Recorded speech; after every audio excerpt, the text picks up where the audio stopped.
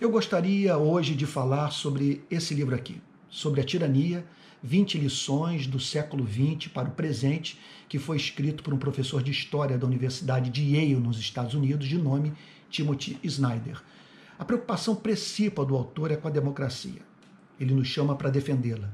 E para tal, ele nos conduz a olharmos para a democracia europeia do passado, século XX, que vai da década de 1920 a 1940, período, portanto, no qual a democracia europeia entrou em colapso, ruiu, desmoronou. Estamos falando, portanto, da ascensão de governos despóticos, dos campos de concentração, dos gulags, dos assassinatos em massa, das violações mais diabólicas, mais hediondas, mais cretinas de direito.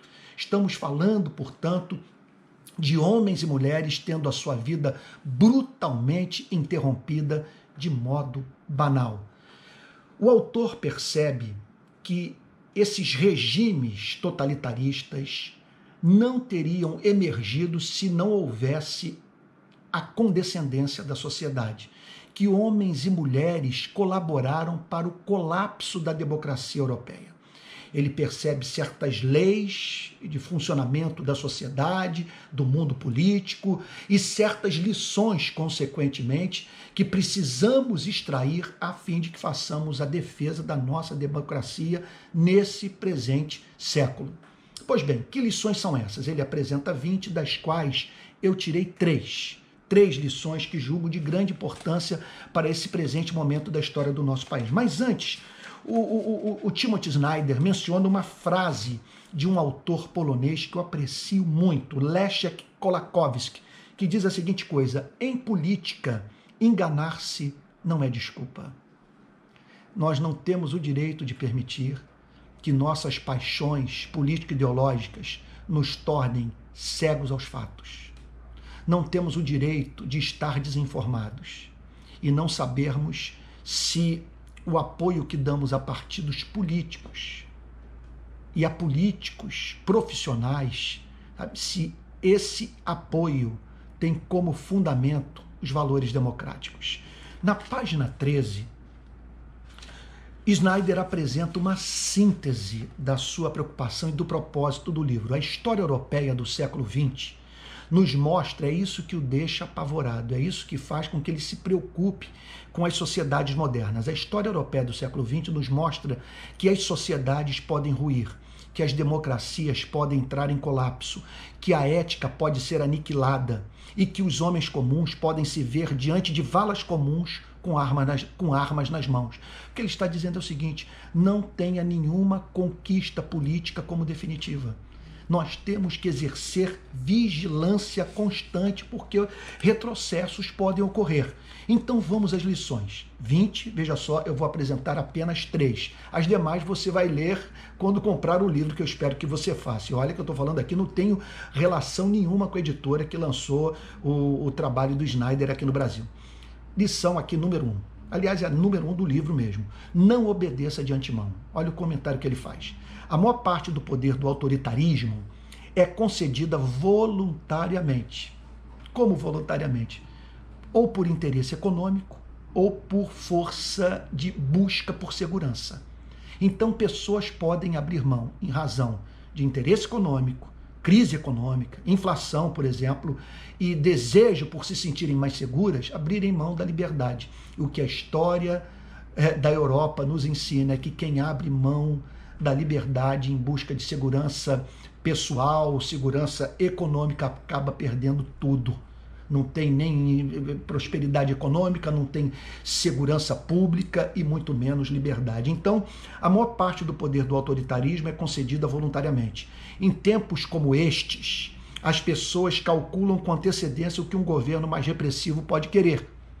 Elas percebem, portanto, um preço a ser pago e estão dispostas a pagar o preço. E muitas vezes oferecem sua adesão sem que sejam solicitadas. Um cidadão que procede dessa maneira está ensinando ao poder o que ele pode fazer. Está emitindo uma nota, sabe? Está simplesmente abrindo a porta para o autoritarismo. Está simplesmente dizendo o seguinte: olha, eu quero me tornar ovelha do seu rebanho. Eu quero que você me trate como o fazendeiro trata o seu gado.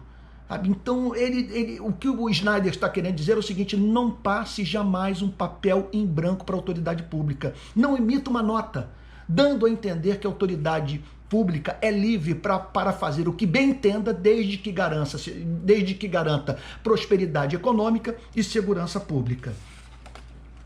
Outra lição que eu julgo de grande importância: lembre-se da ética profissional. Quando os líderes políticos dão um exemplo negativo, diz Snyder, os compromissos profissionais com uma prática honesta tornam-se mais importantes. É difícil subverter um Estado baseado no império da lei sem advogados ou realizar julgamentos de fachada sem juízes. Então, o déspota, ele vai contar com a mão de obra de médicos, de advogados, de magistrados e de pastores e padres. Olha o que ele diz: os governantes autoritários precisam de funcionários públicos obedientes e os comandantes dos campos de concentração procuram empresários interessados em mão de obra barata. Portanto, tem que haver um compromisso ético. Veja só, não apenas da classe governante, não apenas em relação com a classe governante, de nós exigirmos que esses homens, portanto, governem de acordo com aquilo que foi pactuado, como também precisa haver um compromisso ético nosso com o exercício da nossa profissão, a fim de que essa gente não conte com a nossa mão de obra. E, por fim, uma outra lição aqui, que é a 15ª, uma outra sugestão que Snyder faz, que eu acho de grande importância: contribua para boas causas. Participe de modo ativo de organizações, políticas ou não, que expressem a sua postura em relação à vida.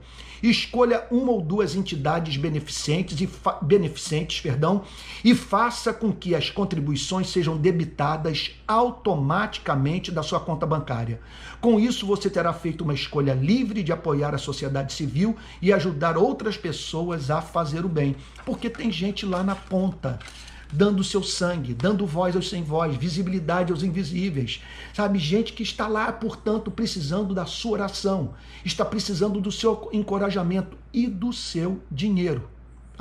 Porque são pessoas que vão precisar confeccionar cartazes, vão ter que socorrer gente que sofreu violação de direito, vão precisar, portanto, de homens e mulheres, de funcionários de tempo integral, a fim de que a mão de obra voluntária possa fazer um bom trabalho, exerça, portanto, a sua militância com eficácia.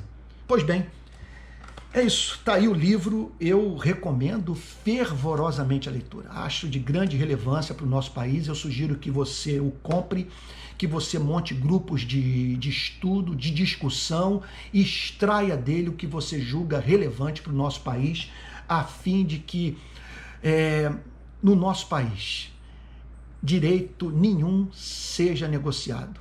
A Constituição Federal honrada e a Declaração Universal dos Direitos Humanos presente na cultura do nosso país. Forte abraço.